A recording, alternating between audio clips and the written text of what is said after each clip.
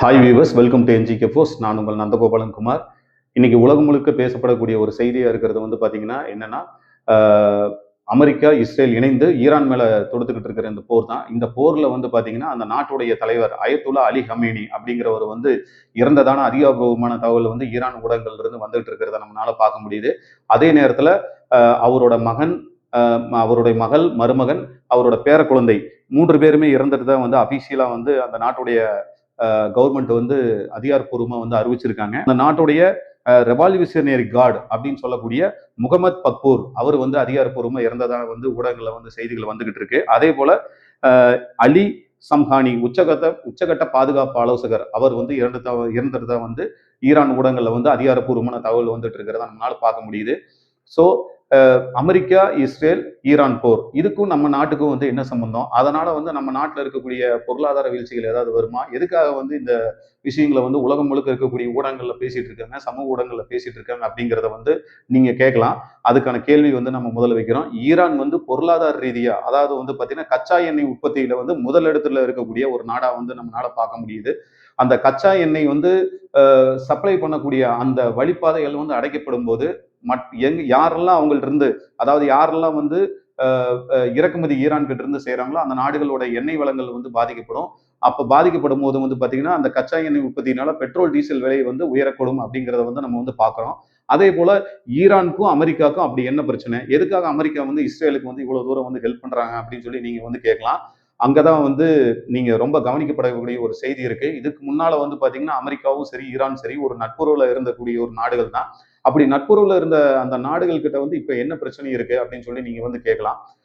அப்போ 1989 இருந்து வந்து பாத்தீங்கன்னா அயத்துல்லா அலி ஹமேனிங்கிறவர் வந்து பாத்தீங்கன்னா அந்த சுப்ரீம் லீடர் என்று அழைக்கப்படக்கூடிய ஈரானுடைய சுப்ரீம் லீடர் என்று அழைக்கப்படக்கூடிய தலைவர் வந்து பாத்தீங்கன்னா அதற்கு முன்னால ஆட்சி செஞ்ச தலைவர் கூட வந்து பாத்தீங்கன்னா நட்புறவா தான் வந்து அந்த அமெரிக்கா வந்து இருந்திருக்காங்க. 1989க்கு அப்புறம் அயத்துல்லா அலி ஹமேனி கூட வந்து பாத்தீங்கன்னா அந்த நட்புறவு வந்து பாதிக்கப்படுது. அதாவது கொள்கை ரீதியாகவும் சரி, பொருளாதார ரீதியாகவும் சரி, ஏற்றுமதி இறக்குமதியிலையும் சரி, அவங்களுக்குள்ள வந்து பாத்தீங்கன்னா அந்த அணு ஆயுதங்கள் தயாரிக்கிற ஒப்பந்தங்கள் ஆகட்டும் அதுலயும் சரி, மிகப்பெரிய அளவுல வந்து ஒரு கடுமையான எதிர்ப்பு வந்து அமெரிக்காவுக்கும் ஈரானுக்கும் முன்னதாக இருந்ததை வந்து நம்மளால கவனிக்க முடியும். அது செய்தி ஊடகங்கள்ல நீங்க போய் பாத்தீங்கன்னா அது வந்து நல்லாவே உங்களுக்கு தெரியும். அதுல வந்து அமெரிக்கா வந்து என்ன சொல்றாங்கன்னாக்கா, ஈரான் வந்து நியூக்ளியர் வெப்பன் ஆகட்டும், இல்ல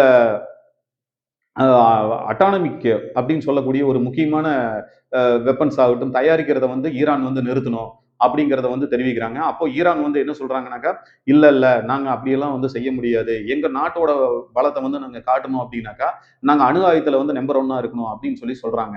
இப்போ நம்மளாலையும் வந்து நிறைய விஷயங்களை வந்து ஊடகங்களையும் நம்ம பார்த்திருக்கோம். ரஷ்யா வந்து அணு ஆயுதத்துல எந்த அளவுக்கு வந்து ஒரு ஸ்ட்ராங்கா இருக்காங்க நம்ம பாக்குறோம். அதே போல வந்து பாத்தீங்கன்னா வடகொரியா வந்து பாத்தீங்கன்னா அணு ஆயுதத்துல வந்து பாத்தீங்கன்னா எவ்வளவு ஸ்ட்ராங்கா இருக்காங்க அப்படிங்கிறத நம்மளால பார்க்க முடியுது. இப்போ இருக்கக்கூடிய காலகட்டங்கள்ல அமெரிக்கா வந்து பாத்தீங்கன்னா இஸ்ரேல் கூட சேர்ந்துட்டு இப்ப ஈரான் மேல அந்த கோல் ஆஃப் வார் அப்படிங்கிற ஒரு ஸ்ட்ராட்டஜியை பயன்படுத்தி எபிக் ஃபியூரி, அதாவது எபிக் ஃபியூரி ரோரிங் லயன் அப்படின்ற கான்செப்ட்ல, அதாவது என்ன, கர்ஜிக்கும் சிங்கம் அப்படிங்கிற கான்செப்ட்ல வந்து சர்ஜிக்கல் ஸ்ட்ரைக் வந்து பண்ணி 100 அடி ஆழமுள்ள பதுங்கும் குழியில அந்த அயத்துல்லா அலி ஹமேனி என்ற ஈரானோட தலைவர் வந்து பதுங்கி இருந்திருக்காரு. அதுல வந்து ஒரு சக்தி வாய்ந்த ஒரு மிசைல்ஸ் பயன்படுத்தி அந்த அந்த மிசைல்ஸ் வந்து பாத்தீங்கன்னா GPU 57, அதாவது என்ன 14,000 கிலோ எடை கொண்ட அந்த ஸ்ட்ராங்கான அந்த வெப்பனை வந்து பாத்தீங்கன்னா பயன்படுத்தி லான்ச் பண்ணி 200 அடி வரைக்கும் அது சென்று அந்த பதுங்கும் குழியை வந்து தகர்த்தெறிஞ்சு அவரை வந்து கொண்டிருக்கிறதா வந்து தகவல் வந்து தெரிவிச்சுட்டு இருக்காங்க ஊடகங்கள்ல. அதே போல இந்த நட்புறவு நாடுகள் வந்து இதை வந்து என்னன்னா ரஷ்யாவாகட்டும், சீனாவாகட்டும் இதையெல்லாம் வந்து ஏத்துக்கிற மாதிரி இல்லை. எந்த ஒரு நாடும் இன்னொரு நாடு மேல ஒரு தாக்குதல் நடத்தும் போது மற்ற நாடுகளோ இல்லாட்டி வந்து சாதாரண மக்களோ அதை வந்து ஒரு போரை வந்து விரும்புறது இல்லை. இந்த போர் வந்து இன்னும் சில வாரங்கள் நீடிக்குமா, இல்லை இன்னும் சில மாதங்கள் வந்து கடந்து போகுமா அப்படிங்கிறது வந்து பாத்தீங்கன்னா நான் ஒவ்வொரு நாளும் இருக்கக்கூடிய அப்டேட்ஸில் தான் வந்து நம்மளுக்கு வந்து தெரியும். அதே போல இந்திய பிரதமர், அதாவது நம்ம நாட்டோட பிரைம் மினிஸ்டர் மோடி அவர்கள் வந்து பாத்தீங்கன்னா நேற்றைக்கும் முன்றைய தினம் வந்து பாத்தீங்கன்னா இஸ்ரேல்ல போய் அங்க வந்து ஸ்பீச் கொடுத்ததை நம்மளால பார்க்க முடிஞ்சு. அங்க இருக்கக்கூடிய அதிபர் வந்து பாத்தீங்கன்னா மோடியை வந்து நம்ம நாட்டோட பிரைம் மினிஸ்டர் வந்து எந்த அளவுக்கு வந்து சமூக ஊடகங்கள்ல நம்ம பார்த்திருக்கோம். ஒரு சப்போர்ட் பண்ணி ஒரு ஒரு நட்புறவில் இருந்தாங்க அப்படிங்கிறத நம்மளால பார்க்க முடிஞ்சது. அதே சமயத்துல அங்க இருக்கக்கூடிய பார்லிமெண்ட்ல இருக்கக்கூடிய மெம்பர் ஆஃப் பார்லிமெண்ட்ஸ் அவங்க எல்லாருமே வந்து நம்ம நாட்டோட பிரதமர் கூட வந்து செல்ஃபி எடுத்துக்கிட்டதை வந்து நம்மளால பார்க்க முடிஞ்சது.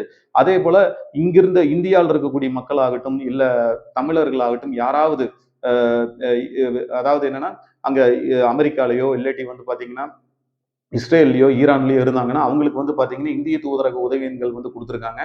அது டிஸ்கிரிப்ஷன்ல வந்து நம்ம கொடுக்குறோம். அந்த எண்களை வந்து பயன்படுத்தி நீங்க அந்த ஒரு ஏதாவது ஒரு அவசர கால உதவிக்கு வந்து நீங்க அந்த எண்களை வந்து பயன்படுத்திக்கலாம்.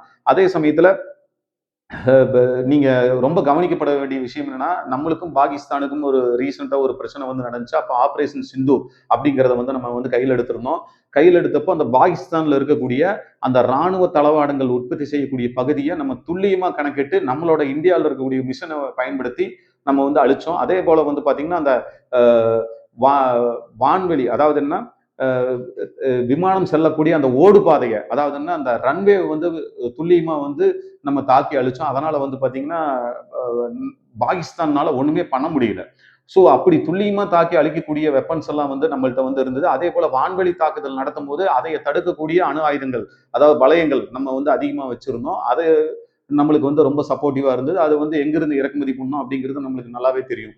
ஈரான் வந்து அமெரிக்கா, இஸ்ரேல் இணைந்து நடத்தக்கூடிய அந்த தாக்குதலை வந்து தாக்கு பிடிக்குமா அப்படிங்கிறத நம்ம கவனிக்கணும். அதே சமயத்துல அமெரிக்க அதிபர் ட்ரம்ப் என்ன பண்றாருன்னா ஐரோப்பிய நாடுகள்ல வந்து தன் பக்கம் வந்து இழுத்து வச்சுக்கிறாரு.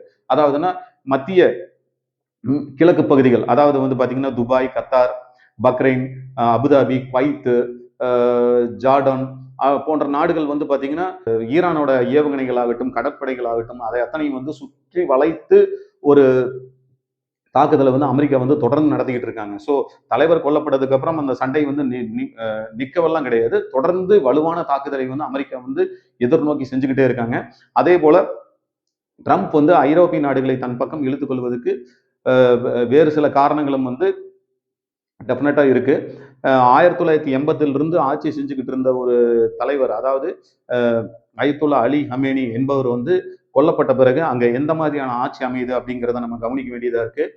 ஈரானுடைய வான்வெளி தாக்குதல் பாதுகாப்பு வளையங்கள் அதாவது என்னன்னா ஒரு மிசைல் வந்து லான்ச் பண்றாங்க ஒரு விமானங்கள்ல இருந்து லான்ச் பண்ணலாங்க இல்ல வேறு விதமா வந்து ஒரு மிசைல் வந்து லான்ச் பண்றாங்க அப்படின்னாக்கா அதை வந்து வான்வெளியில இருந்து அமெரிக்கால இருந்தோ இஸ்ரேல்ல இருந்தோ வருது அப்படின்னாக்கா அதை வந்து தெரிஞ்சு ஆர்டிபிஷியல் இன்டெலிஜென்ஸ் மூலியமா தடுக்கக்கூடிய ஒரு வெப்பன் தான் வந்து பாத்தீங்கன்னா அந்த வளையம்னு சொல்லுவாங்க.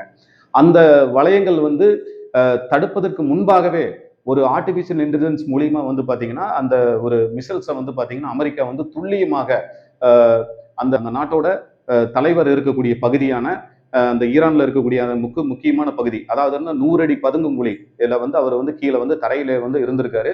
அந்த பதுங்குகுழியை துல்லியமா கணக்கிட்டு GPU 57 அதாவது வந்து பாத்தீங்கன்னா 14,000 கிலோ எடை கொண்ட அந்த MOP ரக குண்டுகளை வந்து வைத்து அந்த பதுங்குகுழியை வந்து அட்டாக் பண்ணியிருக்காங்க. மேக்சிமம் வந்து பாத்தீங்கன்னா 30 to 60 செகண்ட்ஸ்ல வந்து பாத்தீங்கன்னா அந்த தாக்குதல் வந்து நடந்திருக்கு. அந்த தாக்குதல்ல வந்து அந்த நாட்டோட சுப்ரீம் லீடர் அதாவது பட்டிருக்கார் அப்படிங்கிற செய்தி வந்து வந்திருக்கு. அதே போல இன்னைக்கு வந்து ஹர்முஷ் அப்படின்னு சொல்லக்கூடிய அந்த கடல் வழி வந்து மூடி இருக்காங்க. அந்த கடல் வழி மூடுனதுனால அந்த கச்சா எண்ணெய்கள் வந்து வெளியே போறதுக்கான வாய்ப்பு இல்லாமல் இருக்கிறத வந்து நம்மளால கவனிக்க முடியுது. இந்த உள்நாட்டு பிரச்சனையை பயன்படுத்தி அமெரிக்கா வந்து எப்படி வந்து தாக்குதல் நடத்தியிருக்காங்க அப்படிங்கிறத நம்மளால நல்லாவே யூகிக்க முடியுது. அதே நேரத்துல அமெரிக்கா வந்து இது ஒன்றும் புதுவிதமா இன்னைக்கு வந்து ஒரு சர்ஜிக்கல் ஸ்ட்ரைக் பண்ணல, முன்கூட்டியே அறிவிச்சுட்டு தான் வந்து இந்த சர்ஜிக்கல் ஸ்ட்ரைக் வந்து பண்ணியிருக்காங்க.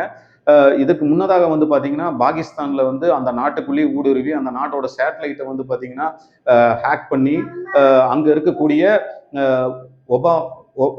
அங்க இருக்கக்கூடிய ஒசாமா பின் லேடனை வந்து பாத்தீங்கன்னா அந்த பங்குச்சந்தை கோபுரத்தை அமெரிக்காவில் இருக்கக்கூடிய அந்த பங்குச்சந்தை மிகப்பெரிய கோபுர கட்டடத்தை தகர்த்து இந்த ஒரு வான்வெளி தாக்குதல் நடத்தி தகர்த்த அந்த ஒசாமா பின் லேடனை வந்து பாத்தீங்கன்னா அவர் இருக்கக்கூடிய பகுதிக்குள்ள போய் அவர் வீட்டுக்குள்ளேயே புகுந்து அமெரிக்க ராணுவ வீரர்கள் வந்து எந்த அளவுக்கு வந்து ஒரு சர்ஜிக்கல் ஸ்ட்ரைக் நடத்தி ஒரு அழிவை வந்து ஏற்படுத்தினாங்களோ அவருக்கு. அதே போல இன்று ஈரான்ல இருக்கக்கூடிய அந்த நாட்டோட தலைவர் வந்து பாத்தீங்கன்னா இன்னைக்கு கொல்லப்பட்டிருக்காரு அப்படிங்கிற செய்தி வந்து வந்திருக்கு. இந்த போர் வந்து இன்னும் சில வாரங்கள் தொடருமா, இன்னும் சில மாதங்கள் தொடருமா, இந்த போரினால் எந்தெந்த நாடுகளுக்கு வந்து எந்தெந்த வகையில வந்து இழப்பு இருக்கு, யுனைடெட் அரேபிக் எமிரேட்ஸ் வந்து எந்த அளவுக்கு வந்து பாதிக்கப்படுறாங்க, மத்திய கிழக்கு நாடுகள் எப்படி வந்து பாதிக்கப்படுறாங்க அப்படிங்கிறதையெல்லாம் நம்ம பொறுத்திருந்து பார்ப்போம். Stay tune. Welcome to NGK force.